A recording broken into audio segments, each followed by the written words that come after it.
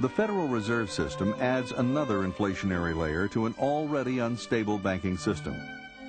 For example, if the central bank has $100 worth of gold reserves in its vaults and a 10% reserve requirement, it can print up $1,000 of new notes and deposits, which become the reserves of the commercial banks. The commercial banks take this $1,000, and if they're required to hold 10% again in reserve, they can multiply the $1,000 into $10,000 through fractional reserve loans. So an inverted pyramid is created with $100 worth of gold or real money at the bottom and $10,000 of inflated paper money at the top.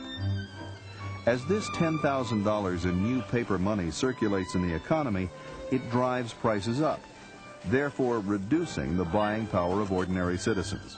When they spend that money, the people who get the new money first and are able to buy products with it benefit, and the people who get it at the end lose, because when they go to spend it, prices have already gone up, and so they're able to buy less.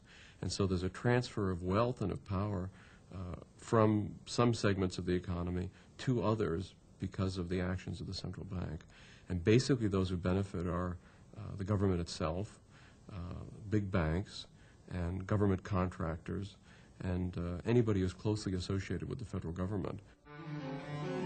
By making enormous amounts of credit easily available, the Fed can also drive down interest rates, sending out the wrong signal to investors. It sets in motion an unsustainable investment boom that carries with it the seeds of its own destruction. It's this business cycle that is ultimately responsible for economic disasters such as the Great Depression. Soon after the Federal Reserve was established, the U.S. entered World War I. Once again, the government temporarily abandoned the gold standard to print more money to finance the war effort. The U.S. government borrowed heavily, and the national debt ballooned from $1 billion to $27 billion. A sharp spike of inflation followed. This set off a cycle of rapid expansion and contraction in the economy. To dampen the overheated economy, the Fed halted its inflation, causing interest rates to nearly double over the next 18 months.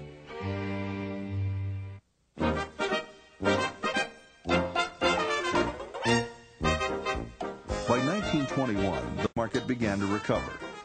New technology helped to increase productivity. Markets developed for new cars and appliances.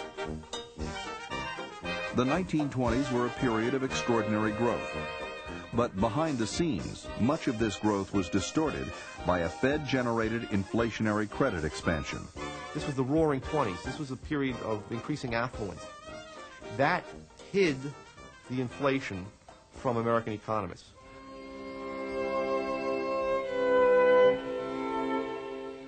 The Fed-generated bubble burst in the Wall Street crash of October 1929.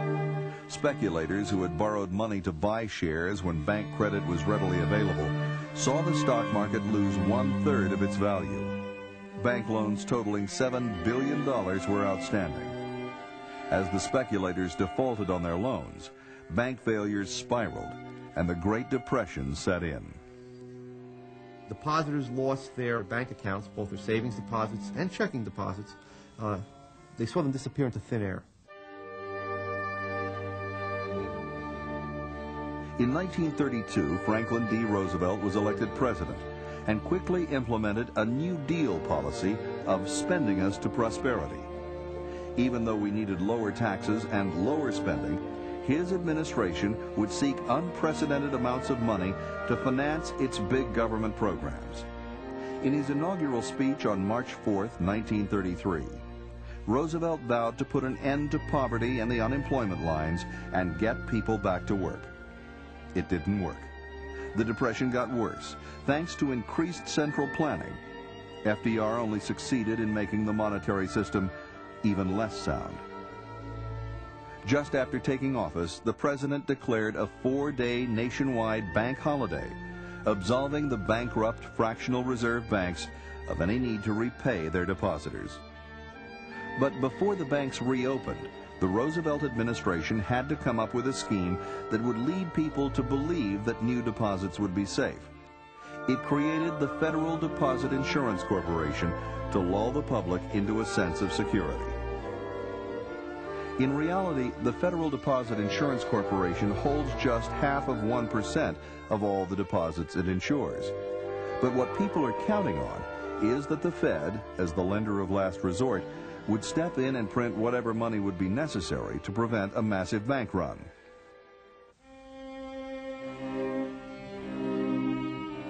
By the mid-1930s, control of the Fed by the New York bankers was drawing to a close. The Morgan era ended when President Roosevelt, who was no friend of the Morgans, appointed Mariner Eccles as its governor. Eccles, a Republican from Utah, moved the activities of the Open Market Committee to Washington. President Roosevelt was on hand for the dedication of a new $3.5 million building to house the Fed. I dedicate this building today to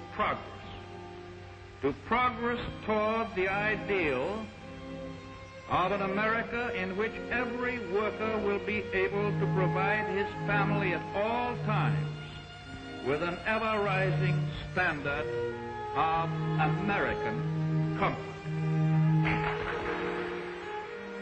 1933 also marked the beginning of the end for the gold standard. There was no end to Roosevelt's appetite for spending on such New Deal programs as the gigantic $13 billion Tennessee Valley Authority, which flooded vast areas of productive farmland to provide government-subsidized electricity. The Works Progress Administration, which spent $11 billion on make-work jobs and pork-barrel public works. But the U.S. currency was tied to gold, which limited the amount of money the Fed could print to pay for these costly projects. So the government scrapped the gold standard for American citizens in 1933, and then Roosevelt confiscated the people's gold.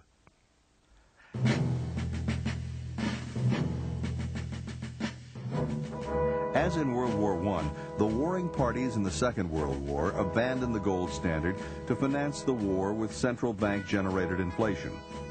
After the war, there was an attempt to use the prestige of the gold standard to establish a global inflationary system. The world's financial leaders met at Bretton Woods in New Hampshire under the direction of the famous economist John Maynard Keynes. Their idea was to set up a new international monetary system that would have both gold and inflation.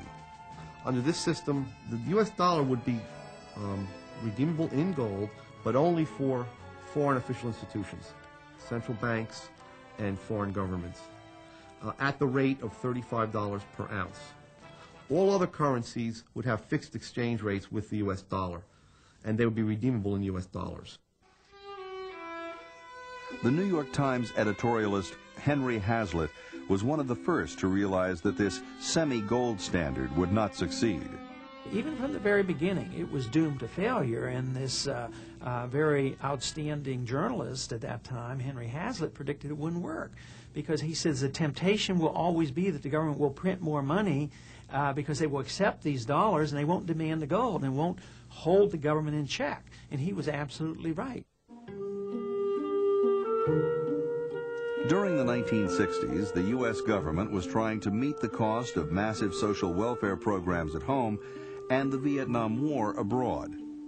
By printing more money, President Lyndon Johnson believed, the U.S. government could accomplish its goals without raising taxes, which may have caused a taxpayer revolt.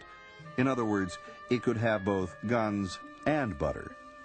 We will make sure that every dollar is spent with the thrift and with the common sense which recognizes how hard the taxpayer worked in order to earn it. But the more money the U.S. printed, the more it eroded the value of the dollar. Nervous foreigners began redeeming their dollars in gold, as they were entitled to do under the Bretton Woods Agreement. After paying out billions in gold, the U.S. was left with $36 billion worth of outstanding debt to foreign creditors and gold reserves worth just $18 billion. Rather than stop the inflation, in 1971, President Richard Nixon refused to redeem any more dollars. I directed Secretary Connally to suspend temporarily the convertibility of the dollar into gold or other reserve assets, except in amounts and conditions determined to be in the interest of monetary stability and in the best interest